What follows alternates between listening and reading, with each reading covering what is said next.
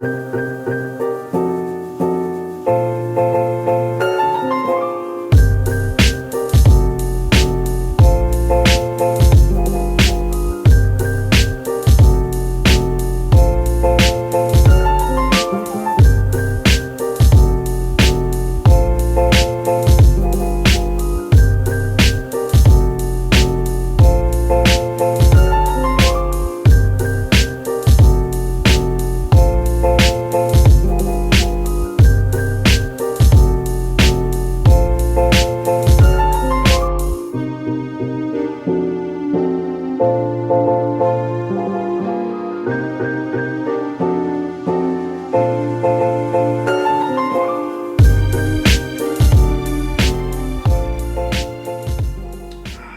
morning, guys.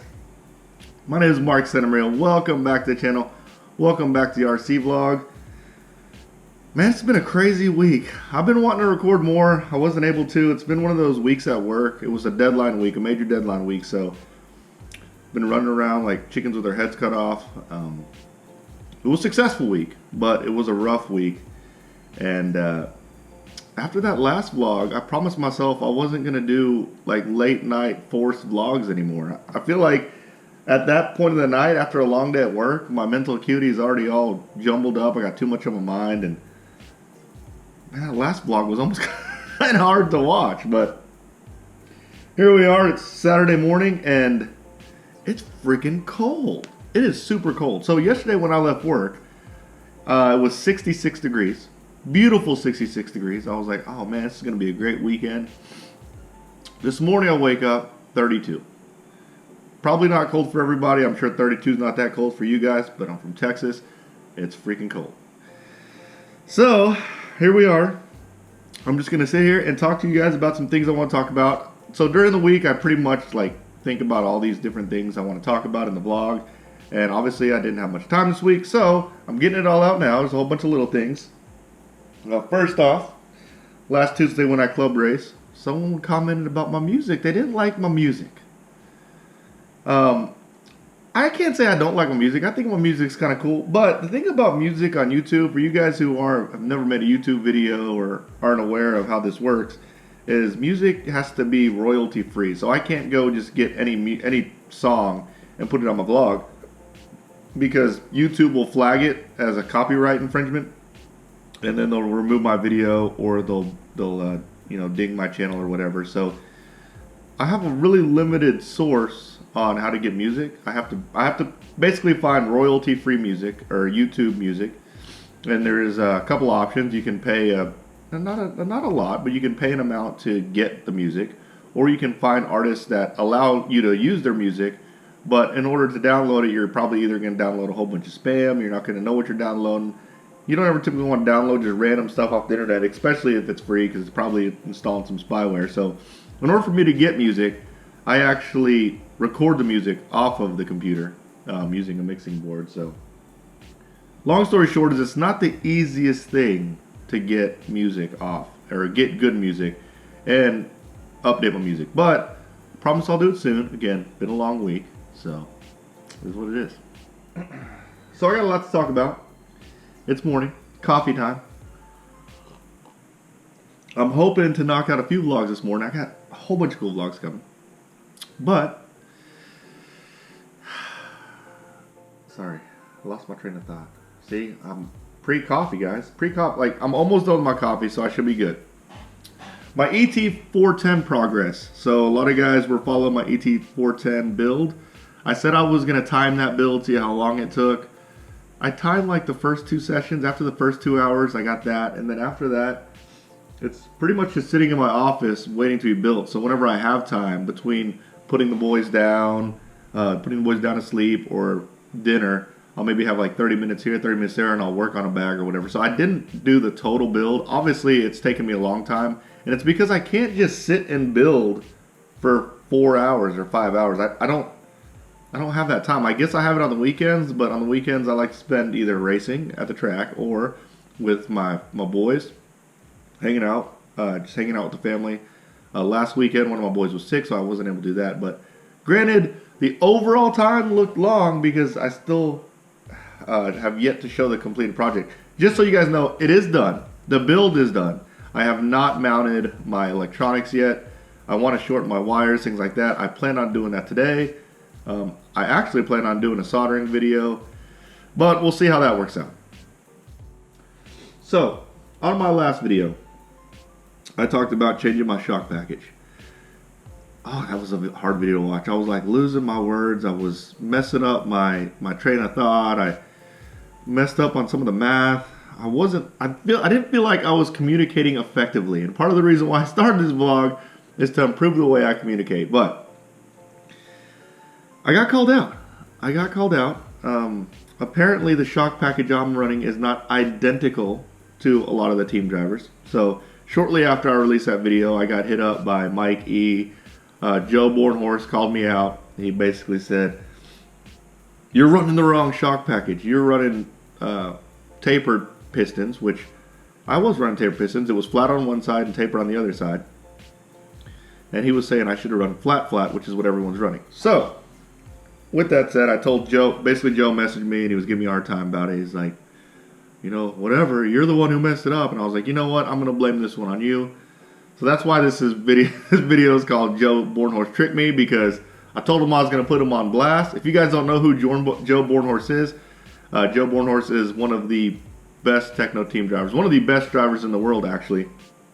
And I'm stealing this from Tyler Hooks, this saying, but yeah, last year he was the number 2 techno driver behind Ryan Lutz, and since Ryan Lutz left, he's now the number 2 techno driver behind Jared Tebow's. It was brutal. It was on the podcast. Tyler Hooks straight up asked Joe Bornhorst, he goes, "How does it feel to go from the number 2 driver on Team Techno to the number 2 driver on Team Techno?" Oh, probably one of the funniest parts of the last podcast. But nonetheless, super great guy, and he's super fast. And for the record, and I told him this, near the end of the whole Joe Bornhorst, Ryan Lutz little extravaganza at Techno, I didn't put one ahead of the other. And if anything, I probably put Joe just a little bit faster in e-buggy and maybe even in truck. So, Joe, you're not number 2 in my book, buddy. So the question is, am I going to change my pistons to be flat on both sides? No, I'm not. One, I thought about running VRP pistons. So VRP pistons, if you guys aren't familiar with VRP pistons, and I think X-Ray maybe copied them. I might get in trouble for that, saying copy, I don't know. But look very similar to VRP pistons. But the way VRP pistons work is there's a valve. So whenever the piston compresses, or when the shock compresses, it closes these valves. So your dampening and your pack is more than your rebound. So whenever the shock comes back down, the piston opens these valves up and there's more pass-through area. So on VRP pistons, there's actually significantly more amount of rebound on VRP pistons. I almost ran VRP pistons. VRP is a sponsor of the On Its Own podcast, and I've run their pistons in the past. They've been great. I personally like a lot of rebound, at least for the tracks I run. I think it's good that you rebound quickly. You want tires on the ground, right? So maybe not in all cases, but with that said, when I installed my pistons, I installed them with the tapered part down, which basically gives me just a little bit more rebound. So it's almost like a little bit in the middle. Maybe not as much as VRP, but in regards to rebound, not as much as VRP, but more than being flat on both sides. So I'm not going to change my pistons. I'm going to run them taper cone down. I will, however, order blank pistons. So if you do want to run that shock package, you have to order the Techno blank pistons and drill out 3 by 2.2 pistons. Those are for the front, and then 3 by 2.1. Those are for the rear. But you want them to be flat on both sides. It can be a little deceiving too, because when you order them, it will say these pistons are flat, and then it will have a backslash or whatever, then tapered or flat. Basically, it's telling you the shape on both sides. But with all that said, I did run the car with the new shock setup, and it was awesome. Like, I felt so connected with the car. I felt like I could push it really, really hard. There were times when I would land wrong. It would absorb them well.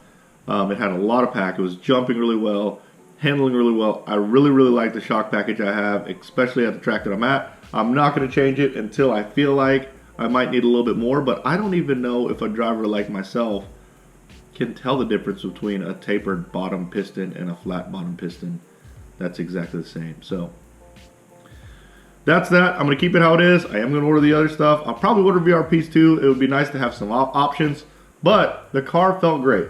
However, this is the car. I had a little dilemma at my last race. The track was not watered all day, which I like this. It was like grooved up like crazy. It was like traction galore. And my car felt just great. Ran a great main. I was in second, catching up to first. First might have been maybe 8 seconds ahead of me. With the first place guy was, I'll admit he was faster than me, but I was running good nonetheless. And I think it was the second to the last lap, maybe the last lap. Me and the third place guy were basically side by side. It was time to push it. Started pushing it, and when I pushed it, I was coming up. If you push it really hard when the track is like that, at this track, granted I didn't change my setup for that particular track at that time, but I was coming up on two wheels. So I came up on a corner, car diffed out, lost a little bit of control, clipped the pipe, tried to get back on the track. I clipped it, went over the pipe, tried to get back on the track, did some crazy stuff to get back on the track. Finally got back on the track. Car felt weird, hit this big triple, landed weird. Tried to get back on the throttle, and I went flying off the track. My car broke. So the little piece that holds the camber link, the rear camber link on the tower is just a screw. It's just a screw. It's just a screw right here, which isn't bad. That's not bad. But what happens is the ball stud, basically the rod end popped out of the ball stud, and it just came out. So I don't have a ball end. Not the ball stud, but I don't have a ball end in the end of a ball in the end of my camber link end because it popped out. I do have a solution for that. I didn't do it for my e-buggy because I didn't know if I needed it, but on my short course I have washers to make sure that if it does try to come out, at least the washer will stop it from coming out. Instead of running these, basically what holds the rod end, the camber link rod end, onto the screw is just a nut. I'll put a washer on the end to make sure it doesn't back out. But this time, I'm actually going to use a flange nut. That way, that rod end will never come out. I should have done that before. I want to see how long it would last. But I did that on my short course. So, anyways, that's that. That's where I'm at with that. I'm about to shoot another vlog. This is going to be a really good one. You don't want to miss the next one. It includes some discounts, which you guys want that. But if you like this video, smash that like button, turn on that notification bell, and you guys, subscribe, smash that like button, turn on the notification bell, and you guys will see me next time. Later, guys.